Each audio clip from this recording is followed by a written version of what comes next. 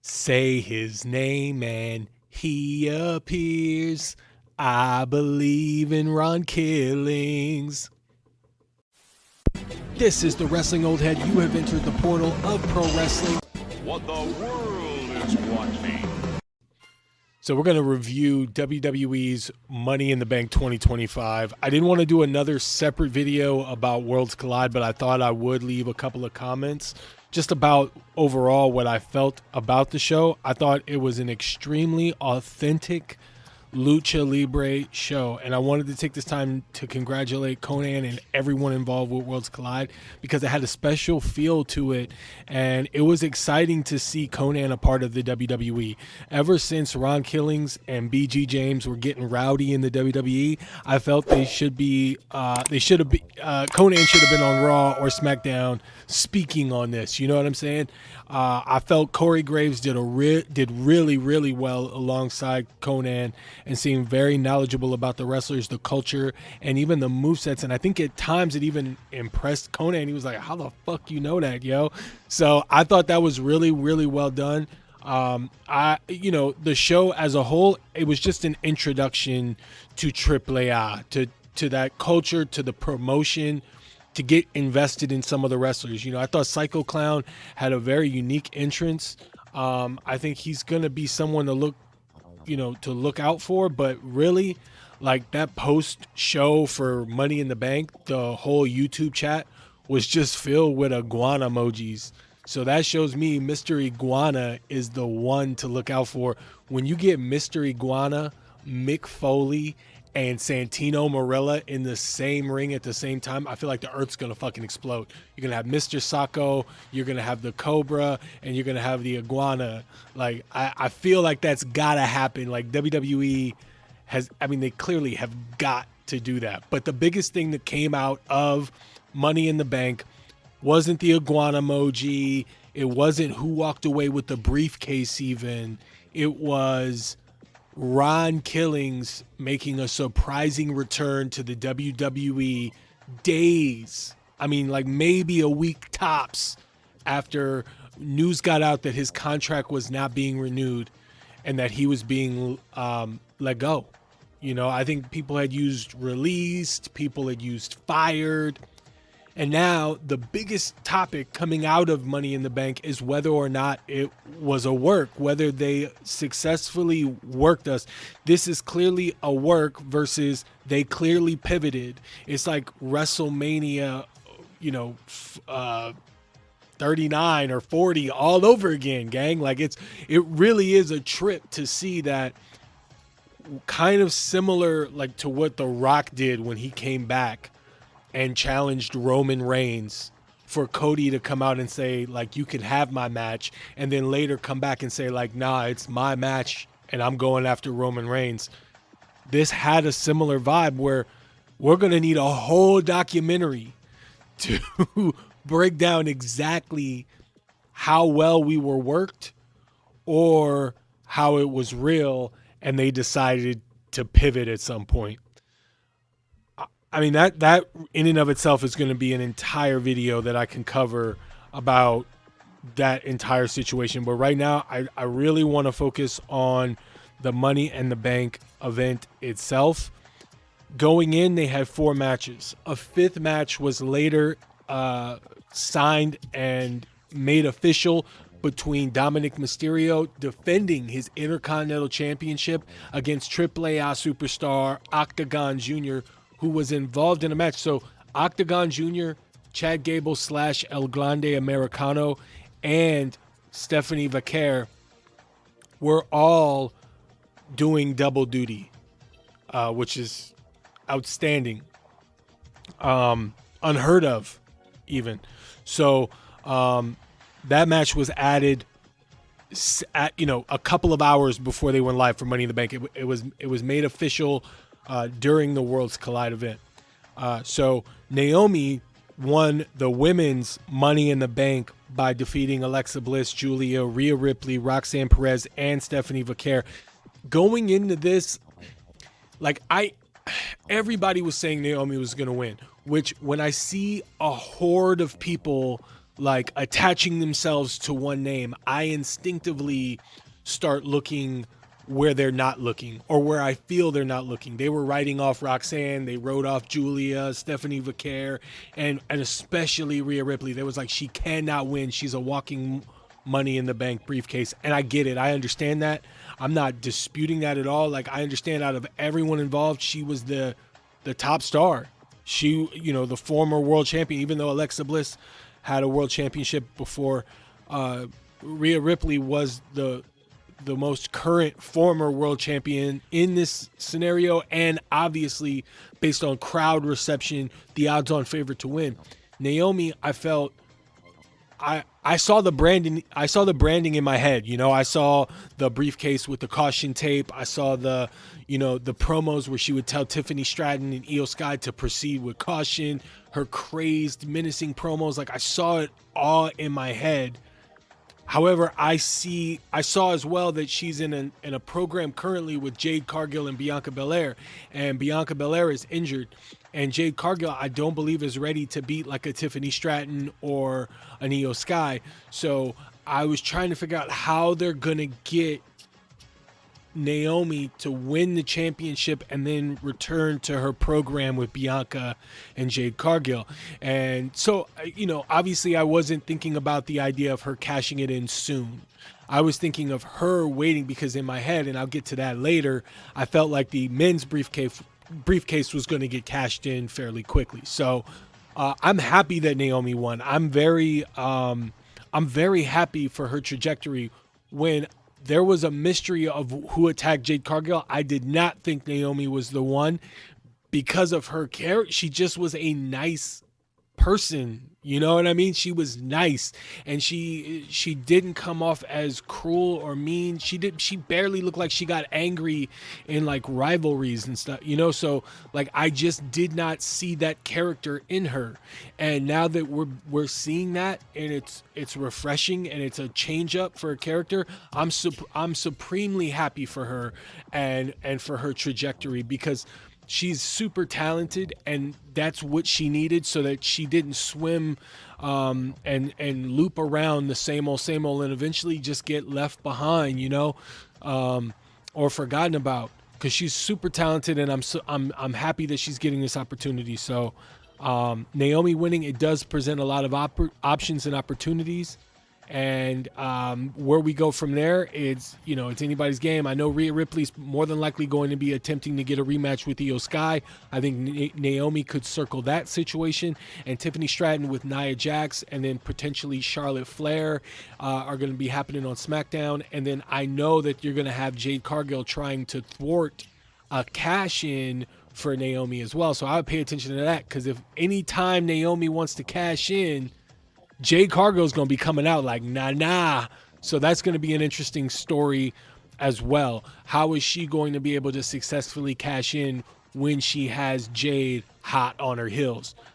For the Intercontinental Championship, Dominic Mysterio beat Octagon Jr. It was a really quick match. They were in and out of there in, I believe, under 5 minutes.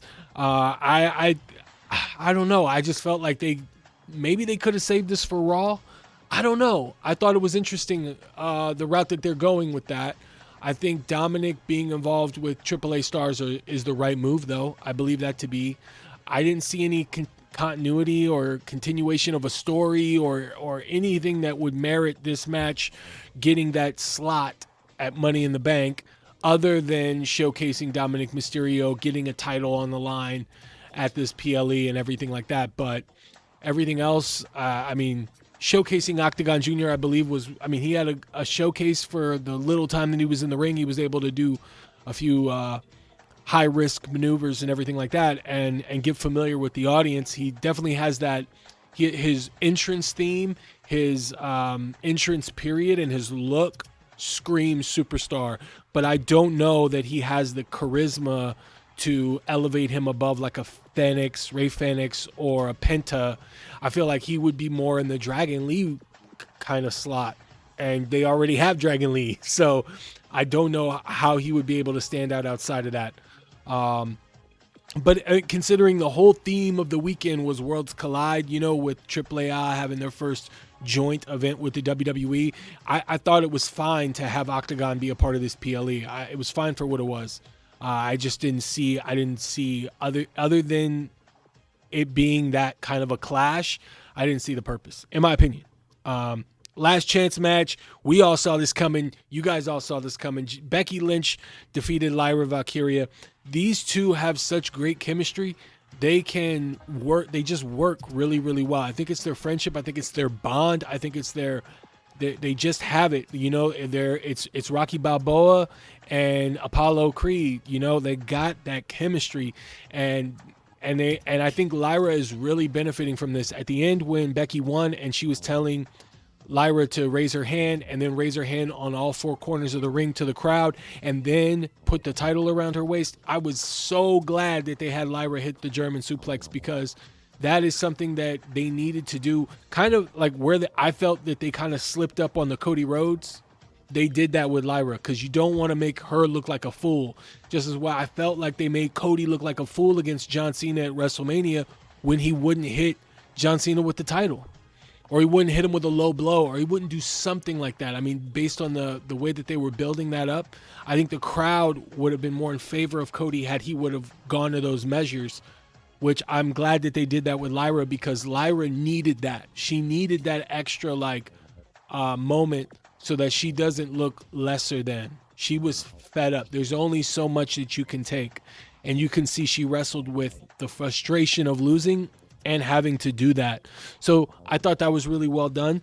I don't know where they go from here. I've been saying for months now that they should pair Becky Lynch with a heavy, somebody that could be her bodyguard, that can help her retain the Intercontinental Championship, not necessarily a part of the Heyman hierarchy with Seth Rollins, but like a Jordan Grace or a Bailey Humphrey, who I know she's not ready currently because she's from the LFG program. She still has to go through NXT, possibly evolve before NXT. She's got a long way to go because she was very, very green. But I felt like they needed to have someone like that to give Lyra an opponent, so she's not trying to have a rematch super quick with Becky and then lose again. You want to give Lyra a chance to climb back up that ladder and still have some kind of an affiliation or a tie-in to Becky Lynch, right? Without having her go for that rematch right away. So I don't know if they're going to go that route, but hopefully they do something like that so that Lyra is still on the hunt for Becky, but is distracted because Becky is sending a troop out or a bodyguard out or somebody out that way. Overall, I thought it was a really great match. I know a lot of people are going to have their opinion on it. Objectively, I thought it was a fantastic match. And I think that those two are great dance partners for one another, and I can't wait to see what else they have for them. Seth Rollins won the men's Money in the Bank ladder match by defeating Andrade, El Grande Americano, LA Knight, Penta, and Solo Sikoa. Solo Sikoa is hilarious. He's hilarious, yo. That guy, I'm telling you, is going to have like the biggest turnaround of any other superstar that I think I've ever seen. I had a video where I was saying, I don't know how, but they should get Solo to become a face and reunite with the Usos to go at Jacob Fatu. But I don't know how they're going to do that because everybody is loving Jacob Fatu right now. And they've only loved him more and more since I dropped that video. And now Solo is finally leaning into that comedy, finally leaning into the facial expressions, doing the signature emotes to the wrestlers to avoid getting beat down. Classic.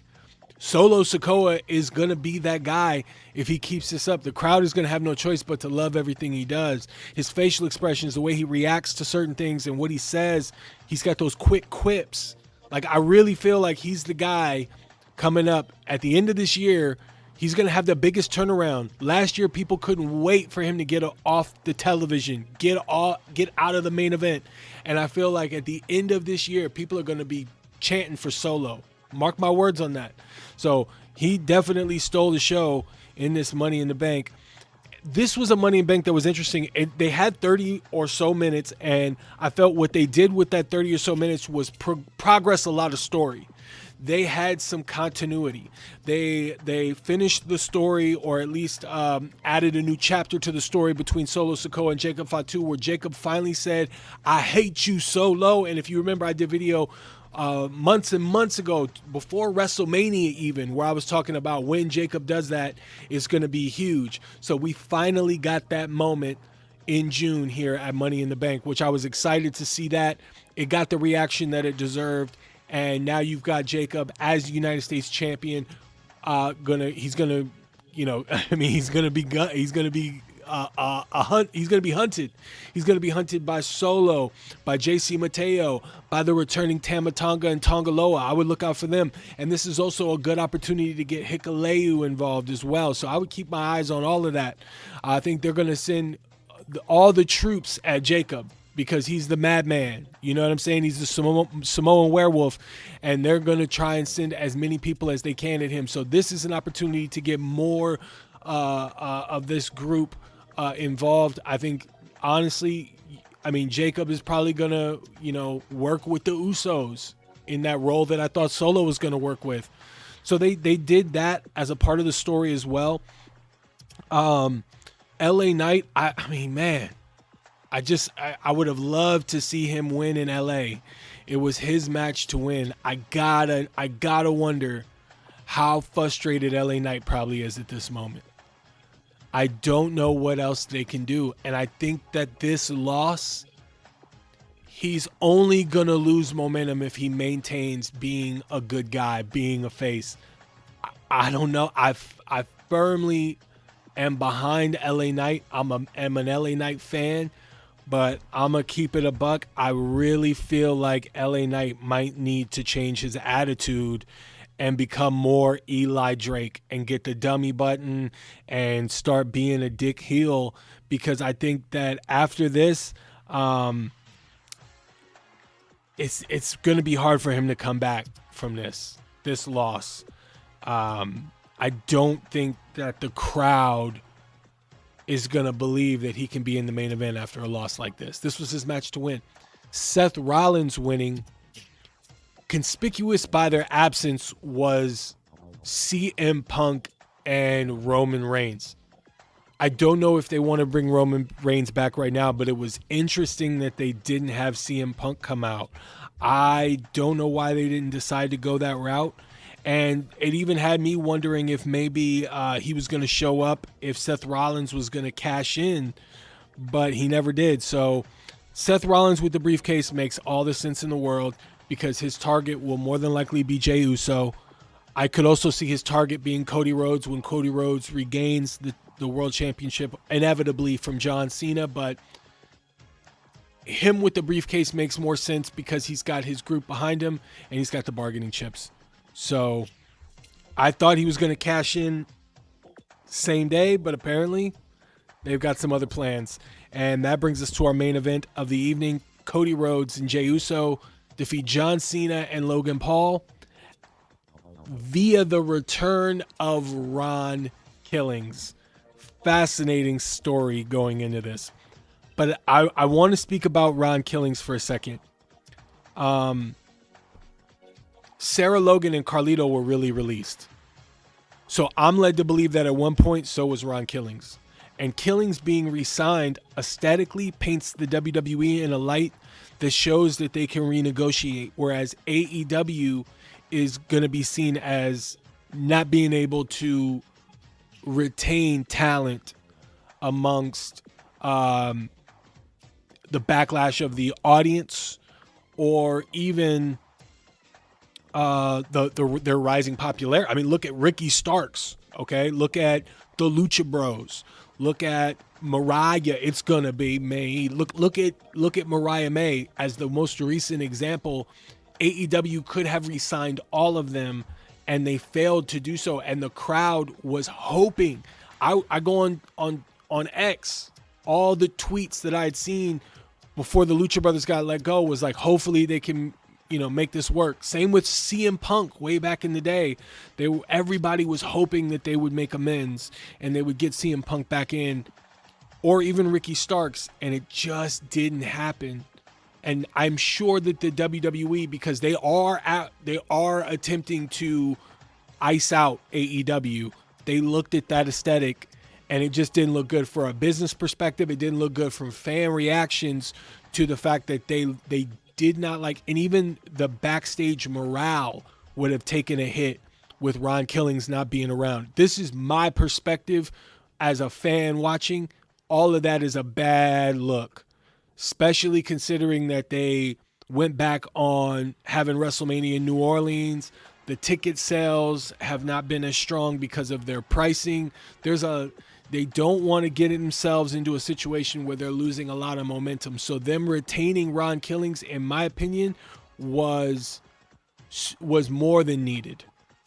It was essential.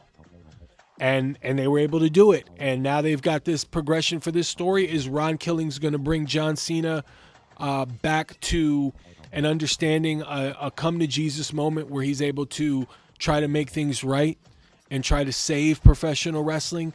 We'll see. We'll see where this is all going. As far as the match goes, I thought it was really well done. I thought, for what it was, there was some great key moments. They isolated Jey Uso to be the face in peril. They got a lot of heat on John Cena and Logan Paul. Logan Paul getting suplexed off the top rope while he had the drone. I thought that was a great moment. That's a moment that's going to live on in infamy forever.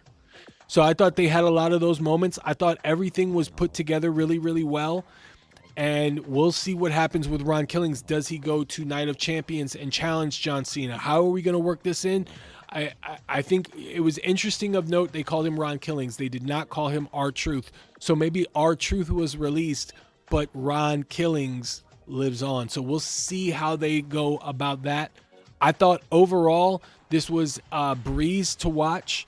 I don't think it was as exciting as in totality as I thought going in it was going to be. I thought Worlds Collide was more of an exciting, more put together than Money in the Bank, in my opinion.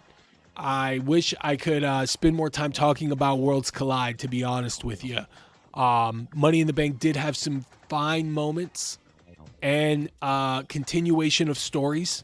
So I liked that. And I am excited to see where they go with the briefcase holders. I was surprised that we didn't get a cash in on the show. And I look forward to seeing what's going to happen on Monday. Thank you guys for listening.